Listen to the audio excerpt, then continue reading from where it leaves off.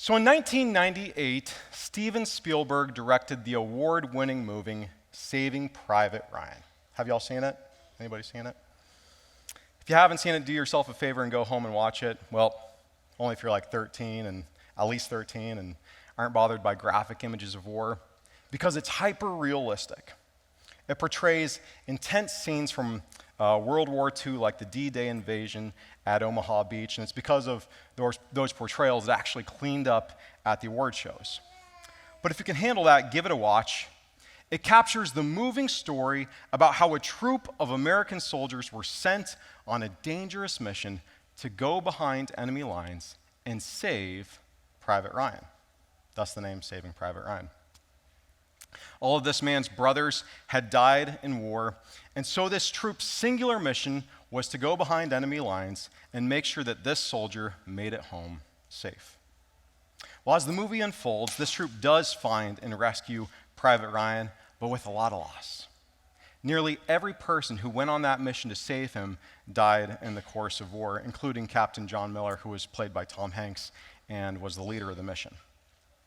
At the end of the movie, there's this powerful scene where Captain Miller has suffered a mortal wound, and he's seated on the ground, leaning against a vehicle. And as he's there taking his last few breaths, he leans in towards Private Ryan and utters these words: "Earn this. Earn it." Then he breathes his last, passes away, and we're transported to a future scene where a now elderly Private Ryan is standing over Captain Miller's grave, and wrestles with the question of whether he earned it. And by that I mean he wrestled with the question of whether he lived a life that was worthy of the sacrifice that was made and the salvation he received. One reason why this scene is so powerful is because it invites us as viewers into the story to question whether we ourselves have lived lives that are worthy. Because in a sense, we are all Private Ryans. All of us who live in this country have been saved, in a sense, by the heroic efforts of people who have stood in our place on the battlefield. I have freedoms and opportunities because of men and women who have gone before me. And if you've served or you have a family member who served, we thank you for that and honor you for your service. But that's not why I share this story. I share this story because I think it speaks to the purpose we find when we are saved by grace in Jesus. We're in this series called Go and Be, which falls on the heels of two of the biggest Sundays at our church in terms of salvation. Easter, which marks the moment when Jesus provided the basis for our salvation, and our semi-annual morning of baptisms, which marks the moment when we receive Jesus' salvation. And here I want to say, if you've never made that decision, if you've never confessed Jesus as King and been baptized in allegiance to him, then I want to let you know you don't have to wait for the next morning of baptisms. We have people say yes to Jesus every week. We saw it this morning. We saw two people in this service say yes to Jesus. And so if that's your next step, if that's the next thing for you, then I encourage you, go find someone out in the lobby, go to talk to someone at the hub. We'd love to help you take that next step. But for those of us who have said yes to Jesus, the question that this scene invites, and which this series is really all about, is what now? Now that I have been saved, where do I go from here? I mean, is this it? Do I just sign the dotted line, show up on Sundays, read the Bible from time to time, twiddle my thumbs as I wait for heaven? Or is there something more God has for me in this life? Is there a sense, in Captain Miller's words, in which I am called to earn it? Here I should probably clarify what I mean by earn it. By earn it, I don't mean, is it possible for me to do so much good that I can coerce God into saving me? Scripture is clear about that. There's nothing you can do, nothing you can say that can force God to save you. You can't earn salvation in that sense. Salvation in that sense comes by grace alone. And by the way, it's not what Captain Miller meant either. I mean, at this point in the movie, Private Ryan was already saved, and he had done nothing to earn it. There's nothing he said, nothing he did that made him worthy of being saved other than being the lone brother, survivor of a family of brothers. But then, even after that fact, even after he had been saved, Captain Miller still gave him a mission. Earn it. Live a life worthy of the salvation you've received. And this is the question I want each of us to think about this morning. What is my mission in light of salvation? Is there a sense in which I am called to earn it? What would it look like for me to live a life worthy of the sacrifice that was made and the salvation I've received? To help us think about these things, we're going to be looking at Matthew 5:14 through 16. And so if you have a Bible and you want to turn there, you can go ahead and do that now. And if not, no big deal. We'll have all the words on the screen. And while you turn there, a little context for you. This passage is part of the Sermon on the Mount, which we've been studying for the better part of the year. In this sermon, Jesus is speaking to a ragtag group of followers. People who are sick, people who are poor, people who are hungry and in need. Just before this, Jesus shared with them the good news that God was just about to set the world to right. He had healed many of them, giving them a taste of what it would be like when the world had turned to right. And now through this sermon, he was giving his vision, mission, instructions for how they could join his project in setting the world to right. Picking up in chapter 5, verse 14, notice what Jesus says. He says, "You are the light of the world. A city on top of a hill can't be hidden. Neither do people light a lamp and put it under a basket. Instead, they put it on top of a lampstand, and it shines on all who are in the house." So let's stop there for a bit. So here Jesus gives us a metaphor. You are the light of the world. This parallels a phrase that Dan talked about last week. Anybody remember what that was? You are the salt. All right, you are the salt of the earth. I don't know about you, but in my house, we're never going to forget that sermon. My son, my 7-year-old, came home with about 37 salt packets stuffed in his pockets.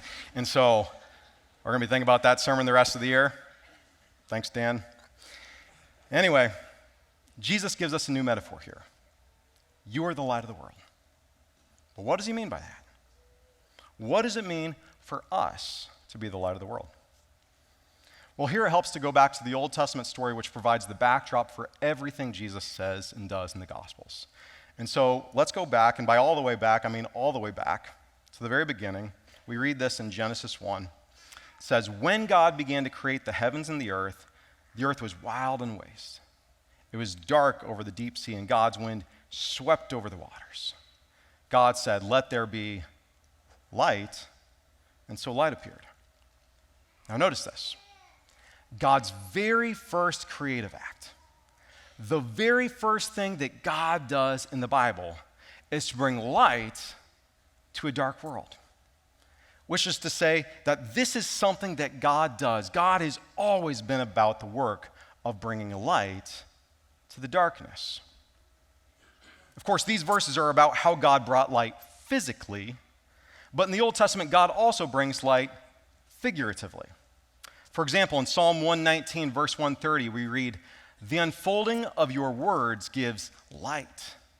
It gives understanding to the simple." Here again, God speaks, and there is light.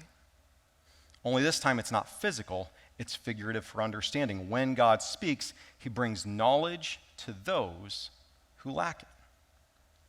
So God brings light physically, he brings light figuratively, and in fact, God is so connected to light that in the Old Testament, he can actually be called light. Notice this in Psalm 27:1. He says, "The Lord is my light and my salvation." Notice this. In the Old Testament, God is the light of the world. So why does Jesus call us the light of the world? Well, let's keep going. In Genesis 3, we learn that humans eat from the tree of the knowledge of good and evil. They do this because they think that it will give them understanding, but ironically, it actually gives them misunderstanding. And if, as we just saw, light is figurative for understanding, then darkness is figurative for misunderstanding. And so in this one small step, darkness fell upon the earth. Now, God could have solved this problem himself. In fact, God eventually would solve this problem himself. But his preference has always been to work with human partners. And so to solve this problem, he chooses one nation, Israel, to be a light to the nations. That is what Isaiah 49:6 says. "I will also appoint you as light to the nations, that my salvation may reach to the ends of the earth." Israel was called to be the light of the world. How are they to do this? how are they to be light? Well, if God's words bring light, then Israel was to reflect that light by living out God's words for the world to see. This is the significance of the law that God gave Israel. In the second book of the Bible, the book of Exodus, after God rescues Israel from their slavery, he gives them the law at a mountain. And here we should note that he doesn't give them the law before he saves them, but only after he saves them. This is important. I think sometimes we have this idea that the Israelites were saved by following the law, but that was never the case. Just as Private Ryan wasn't saved by anything he did, so Israel wasn't saved by anything they did. They weren't saved by following the law. They were saved by the grace of God for the law. They were saved so that they might receive the law and live out God's law in the land that God would give them. And this is the significance of the land that God gave Israel. Here's a map which shows ancient Israel. What you can see here is that Israel sat at the crossroads of three great civilizations and really three continents. Hatti, which sat to the north, which was the gateway to Europe, Mesopotamia to the east, which was the gateway to Asia, and then Egypt to the south, which led to Africa. And because there were natural barriers on both sides of Israel, there's a great sea on the west, the Mediterranean Sea, and a great desert on the east, there was really only one way to go if you wanted to get from one civilization to the other. If you wanted to get from one continent to the other, there was only one way you could go. You had to go through Israel. There was no other way around. And so I really believe it's this simple. If Israel would have just lived out God's law in the land that God had given them, if they would have taken seriously commands that were near and dear to the heart of God, commands like welcome the foreigner, feed the hungry, care for the poor, then the world which marched right through their backyard would have come to understand who God is and what God is like. They would have been a light to the nations, the light of the world. Do y'all see this? Are you with me? All Israel had to do was to go and be God's words in the place where God had placed them, and they would have been the light of the world. I think this is helpful for us because even though Israel fails at this purpose, even though Jesus had to come do for Israel what Israel was supposed to do for the world, it helps us better understand what Jesus means when he calls us the light of the world. Because in the Sermon on the Mount, Jesus is doing the same sort of thing. I mean, think about this. At a mountain, like the mountain where God gave Israel the law, Jesus is now giving all of us who have been saved by grace the same sort of purpose, to be light, to live out his teachings for the watching world. This is why he says in verse 16, "Let your light shine before others that they may see your good deeds and glorify your Father in heaven." The point is that when you go and be the types of things that Jesus teaches about in the Sermon on the Mount, things like loving your enemy, caring for those who are in need, forgiving others of their debts. When you go and be these sorts of things, the world comes to get a sense of who God is, what God is like, and not only that, but they're actually drawn to worship him. Now, this is really interesting when you think about our ministry context here in Grand Island. You all know about other towns, about Broken Bow, Central City, Wood River, wherever you're joining us from. But in Grand Island, our situation is not all that different from ancient Israel.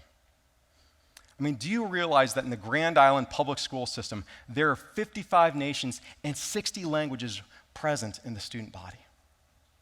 Let me say that again. 55 nations and 60 languages are represented in the student body, and that's as of December 2022. My guess is that number has only gone up in the last year. Now, it goes without saying that that kind of diversity presents challenges. I pray for the teachers and administrators who have to wrestle with the complexities of providing a good and just education in that kind of environment. But think of what it means about the international opportunity we have right here, right where we are in Grand Island. To have that kind of global reach, most churches have to send and support partners all around the world. And we believe in sending and supporting partners all around the world. We're actually going to talk about that next week. But what an opportunity we have right here, right where we are in Grand Island. It makes me think about this vision we read about in the book of Revelation. It says, "After this I looked, and there before me was a great multitude that no one could count, from every nation, tribe, people, and language, standing before the throne and before the Lamb. They were wearing white robes and were holding palm branches in their hands, and they cried out in a loud voice, "Salvation belongs to our God who sits on the throne and to the Lamb." Here we get a vision of people from all nations and languages worshiping as one heavenly community. We may not have people from every nation and language represented in Grand Island, but we do have a lot. And so it makes me wonder what it would be like if the global representation at GIPS was matched by the global representation at Third City Christian Church. You know, every day I pray this prayer, your kingdom come, your will be done on earth as it is in heaven. And sometimes I get a little more specific and I pray, your kingdom come, your will be done in Grand Island as it is in heaven. Well, it would be no exaggeration to say that that prayer would be realized in some small sense if we had that kind of global makeup at our church. Because it would mean that we would actually get a taste of heaven right here, right now. We'd get a taste of what it will be like when heaven meets earth. Do you see this? Are you following with me? I know we've covered a lot of ground here. I know this is a lot. But I frame this idea of us being the light of the world in the context of the story of God because I want you to see that being light isn't just some nice idea. It isn't just something for super Christians. It isn't just something that we can do later on in life when the kids grow up and I'm retired. No, this is fundamental to your identity and purpose about who you are and why Jesus rescued you in the first place. Yes, God is the light of the world. Yes, Jesus is the light of the world. We actually read that one chapter earlier. In Matthew 4:16, Matthew writes, "The people living in darkness have seen a great light." That's a reference to Jesus and the ministry he was beginning to do in the world. But now, just a few verses later, Jesus says the same thing about you. You are the light of the world. And he says it not because he couldn't fulfill the mission himself. He could. He was light and he could be light whenever and however he wants. But he said it because his preference all along has always been to work with human partners like you in the work of bringing light to a dark world. Which is to say, this is your purpose. This is your calling. It's why you were saved and what you were saved to do. And this may raise a question for you. Why me? I don't know anything about the Bible. You don't know what I've done, the decisions I've made. What can I do with my own limitations in life? You know, I bet that's what the people who first heard this message were asking as well. Do you remember who Jesus was talking to in the Sermon on the Mount? People who were poor, people who were sick, whether mentally, emotionally, or physically, people with histories and baggage. Jesus didn't go to the power centers of the world and find the smartest, most religious, and best-looking people to be his ambassadors. He went to the Midwest of the Middle East. He went to a land full of farmers and fishermen. And if that doesn't describe central Nebraska, I don't know what does. He went to people who were discounted, discredited, down and out in life, and called to them saying, "I have a purpose for you." And it could be because God has always had a special place in his heart for the little guy. You can't read the Bible and not walk away getting the sense that God cares a lot for those who are down and out in life, for people who are poor, for people who are sick, for people who sit on the margins of society. God's interest and heartbeat has always been to use and empower and to lift up people like that. But it could also be because God understood that it is through our limitations that our God-given gifts are best employed. What do I mean by that? A few years ago, I heard a talk from Ed Catmull, the former president of Pixar and Disney Animation Studios. And I remember him talking about how important limitations were for their creative process. When Disney just sort of opened up their pocketbooks and gave them whatever resources they needed to make the next blockbuster movie, those movies tended to go nowhere. They'd spend too much time perfecting the details on this character's hair or on the details of this or that scene. When they had unlimited resources, they ultimately accomplished nothing. But then, when they had clear limitations, when they had a firm budget and clear time constraints, it was paradoxically easier for them to remember their purpose in making the movie and to come up with the ideas that historically gave Disney its magic. And I share this because I wonder if the same is true for us. I think sometimes we look at ourselves and we wonder what we can do with our own limitations, with our lack of time, our lack of resources, with our history and disabilities. And what difference can I make? How can I be light in my own situation in life? Well, what I want you to see is that perhaps, paradoxically, the thing you see as holding you back might be the actual means, the unique opportunity you have to impact the world for Jesus. I think of my friend Sophia. Sophia goes to church here at our Grand Island campus, and if you know Sophia, you know that she radiates pure light. I mean, I know I'm better for having gotten to know Sophia, and those of you who know her, you know that as well. And part of Sophia's story is that she's lost hearing in both of her ears. And you can imagine that if you've gone most of your life hearing the world around you, then within a few years' time, everything goes silent. That's got to be devastating. Now I want to sugarcoat it. I heard for and with Sophia that this has become her experience in life. But what I find so inspiring about Sophia is that she hasn't let this situation hold her back. I mean, it would be really easy for her to give up, to throw up her hands in the air and doubt what she could do, what difference she could make. But instead of giving up, she's leaned in all the more and discovered new and unique ways that she can impact the world for Jesus.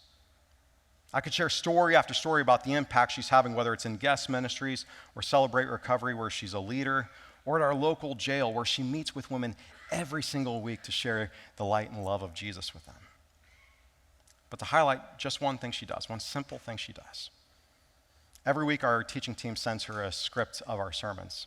We do this so that she can follow along with us. And because of her passion for prison ministries, she's actually begun sharing these sermons with people she knows and loves in prison. She was like, hey, I've got these sermons. Well, and I just pass them along. So that's what she's done. Well, something really beautiful began to happen from there. A group of guys began to take these sermons and imagine they were in church with us as they would hear these sermons. And in prison, imagination is everything. You can imagine that if you're in a space where you don't get to experience the outside world, you want to imagine things. And so this is what they would do. I mean, even right now, well, not right now, but later on, there's going to be a group of guys who are going to read this message and hear it together and wonder themselves if there's really a way that God could use them. If God really has a purpose even for them. If I can just speak a word to that group of men right now, I want you to hear that God does. That God has a purpose even for you. That God has a mission even for you. Truth is, there might be something about your story and situation there in prison that uniquely enables you to be light in ways that no one else could. I mean, some of the most powerful books in the Bible were written by people in prison. So don't doubt how God could use you. Paul didn't doubt when he wrote those books. Sophia didn't doubt when her world turned upside down. And that's my challenge for every person following along with these words, whether you're in prison, in Grand Island, in Broken Bow, or online. God has a purpose for you. And it could be that the thing you see as holding you back, your limitation, might be the actual means, the unique opportunity by which you can bring God's light to a dark world. So where do we go from here? Well, what I've been trying to get at here is that when you live like Jesus and live out the things that Jesus teaches us, you are like a light to the world that draws others to God. That, of course, is easier said than done. It's not just something you can flip a switch on. It's really a lifelong task. But let me give you 3 simple steps for how you can begin to step into this calling. First, get to know your story and the opportunities you have because of your story. What are your strengths? What are your limitations? What sets your heart on fire? What gets you out of bed in the morning and wants you to make a difference? There are countless things you can do in the world to make a difference in this world, but how has God uniquely prepared you to bring light to the world? And this relates to the second step. Get to know the needs of the world, along with what God is already doing in the world. You know, sometimes we can be in tune with ourselves. We might know our story, but be blind to the needs of others who are around us. And sometimes we might even see the needs of those around us, but be blind to how God is already at work around us. As Christians, it can be really easy for us to get ahead of the game and ask God to get on board with what we want to do, rather than to stop and consider what God might want to do or what God is already doing in the world. And so begin to pay attention. Who are those around you who are in need? Who are those around you that are hurting?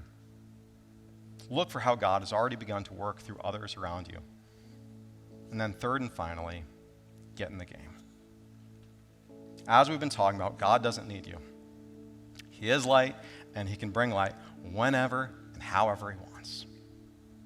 But God's preferred way to work has always been through people like you and like me. So don't miss it. Go on a mission trip. Serve with one of our local partners.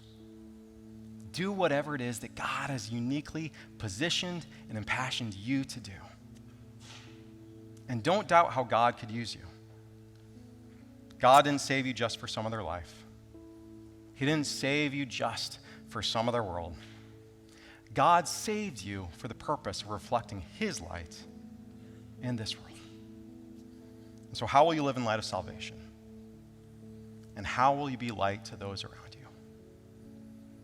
Jesus gave his life on a mission to save you. What will you do to earn it? So last week, Dan sent all of us out with salt packets. If you forgot to take yours home, I know where you can find it. There's a big pile of them on my son's dresser at home. We talked about doing something similar this week, giving you flashlights or laser pointers. Ultimately, we decided we didn't want to give the kids among you, both the young ones and the adult ones, a chance to shoot lasers in our eyes all service. And so what we decided to do today was to send you out with an experience. This week is our Go and Be prayer tour. Today is our Go and Be prayer tour. We did this a couple of weeks ago as a staff. Now I'm telling you, this is something you don't want to miss. What's going to happen is you're going to have a chance to hop on one of our buses here and travel all around Grand Island with a group of people from the church to hear about the needs of the city and to also learn about the important work that is being done in the city. For those of you joining us in Broken Bow, same thing. You're going to have a chance to get together, have a meal, and pray around the church there as well to talk about how you can be light to people in Broken Bow. And so we encourage you to make this a priority today.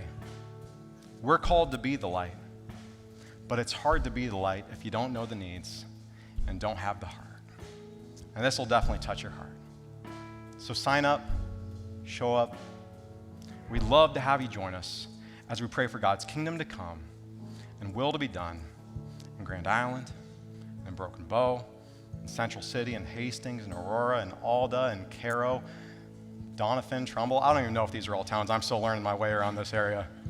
But you get what I mean. May God's will and kingdom come on earth as it is in heaven.